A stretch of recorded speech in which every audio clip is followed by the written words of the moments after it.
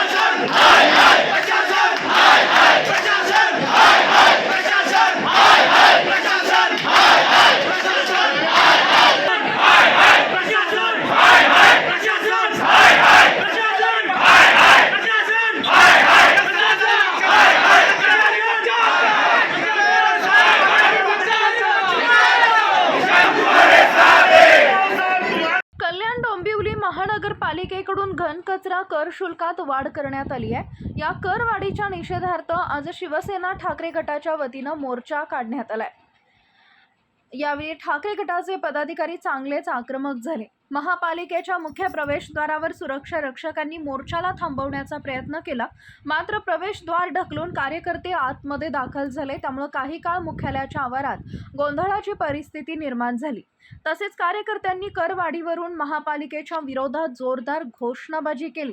आंदोलनाच्या शिष्टमंडळाने महापालिका आयुक्त अभिनव गोयल यांची भेट घेत वाढीव कर रद्द करण्याची मागणी केली आहे। यावेळी ठाकरे गटाचे उपनेते विजय उर्फ बंड्यास आळवी, गुरुनाथ खोत, अल्ताफभाई शेख, जिल्हा प्रमुख दीपेश म्हात्रे, धनंजय बोडारे, शहर प्रमुख शरद पाटील, बाळा परब, वैशाली दरेकर, विधानसभा सहसंघटक रुपेश भोईर यांच्यासह कार्यकर्ते मोठ्या संख्येने उपस्थित होते। शिवसेना उद्धव बाळासाहेब ठाकरे पक्षाच्या सर्व नेत्यांनी आज इथे मोर्चाचं आयोजन केलं होतं। आज या मोर्चामध्ये काँग्रेस, राष्ट्रवादी याचे पदाधिकारी देखील सहभागी झाले होते।